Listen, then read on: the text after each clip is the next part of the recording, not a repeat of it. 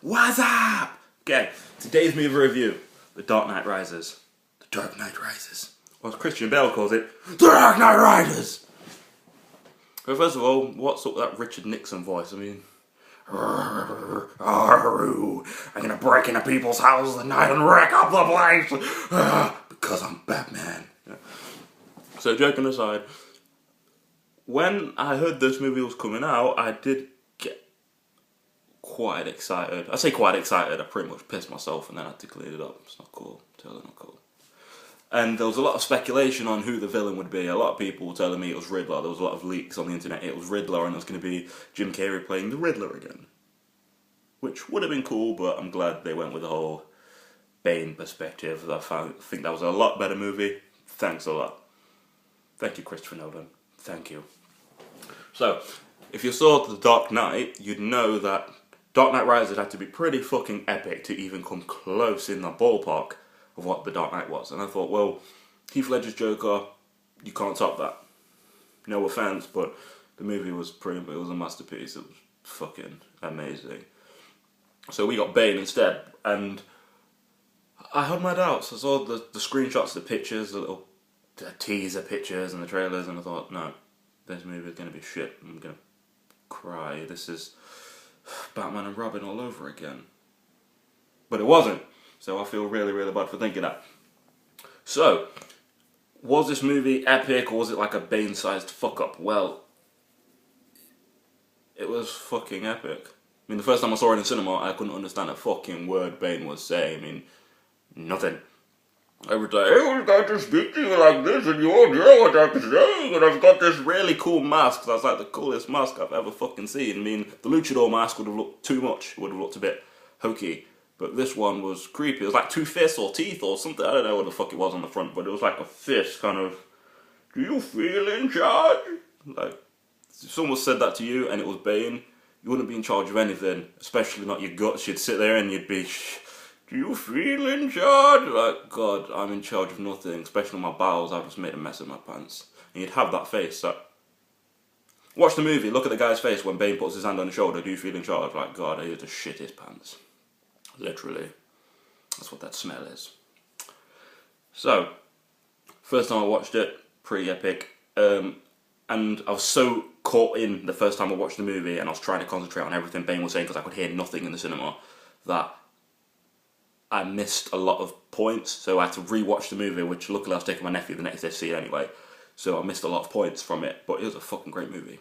I mean, aside from the deep voice, even when like Batman speaks to Alfred in his Batman voice, which makes absolutely no sense whatsoever. Because he knows it's him, and he knows it's him. So it's kind of stupid. The Bane as a villain, perfect villain.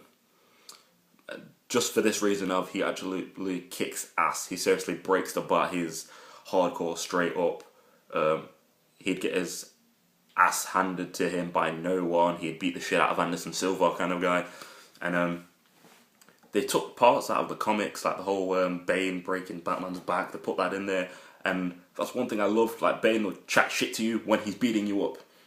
Whereas in the last one, Joker would be talking shit when he's getting beat up. He'd be like, oh, anarchy, blah, blah, blah, blah, while Batman's beating the shit out of him. And he's still chatting shit. Bane's different. Bane will be like, I wondered what would break first. Your spirit? Then it picks him up like a reverse gorilla press, like, or your body! Bang! And it breaks Batman's back. You're like, oh, Batman got knocked the fuck out. And he's pretty much dead. And then he starts like wailing on him with these punches. And it's like, fucking, you'll see his oh. You'll see the cowl like caving in where Bane's just like bang, bang, bang, bang. It's like that scene on Green Street at the end where Watcher Who's It is dying and is just fucking like Tommy Hatcher just wailing on him and busting his face in. It's like that. You're just like, it's one of them where you're just going, dude, it's not cool. Stop it, it's already dead. So Bane will chat shit to you while he's whooping your ass and like, in the middle of a fight, he'll be just throwing out all these ridiculous quotes you want to quote to your friends, like, you think darkness is your ally, and like, you can't see him, but he's beating you mentally, you know, he's in your head, beating the shit out of your brain. That's before he gives you an actual concussion. Movie great, it had to be something fucking epic and spectacular to beat Dark Knight. I don't know I can't honestly say whether I think it's at the Dark Knight kind of level because they're so different. Like just the way they're set out is completely different. Like they're like two separate movies that are just linked by a simple story. Great. This for the DVD and for the Blu-ray, you'll be excited to know that Bane's voice has been overdubbed so you can hear what he's saying. Thank God for subtitles as well, because some of the shit he says is just fucking epic. Basically, the story of this is after Harvey Dent was knocked off the building, Batman took the fall for it and said, like, and kind of like was made out to be the villain. So Commissioner Gordon didn't have to tell everyone that Harvey Dent was this asshole because that means they'd have to release all the prisoners that were sent to jail in the name of Harvey Dent because of his act and whatever. So Bane comes out and he gets this bomb, and basically this bomb is it's not a bomb, it's like a fucking nuclear reactor, and when the core's been taken out, it decays over a series of months. And he makes everyone believe that one person is a trigger person, it's a normal person, and he kind of sets out the anarchy that Joker was talking about, where when the chips are down, everyone's an asshole. And all the people eat each other, they kind of got that. So, you know, Bruce gets thrown into this dark pit and he has to rise literally and figuratively and, you know, symbolically. So people are going crazy, they think this bomb's is gonna explode and nuclear fuck everyone up, and Alfred's trying to tell Bruce you just can't do this anymore, you're not Batman anymore, you turned away from that life, and he's too old, he's got a broken back, he's a cripple, he's a recluse, and him being Batman, he's just trying to shove it off like I'm Batman, and goes out there and gets himself fucked up.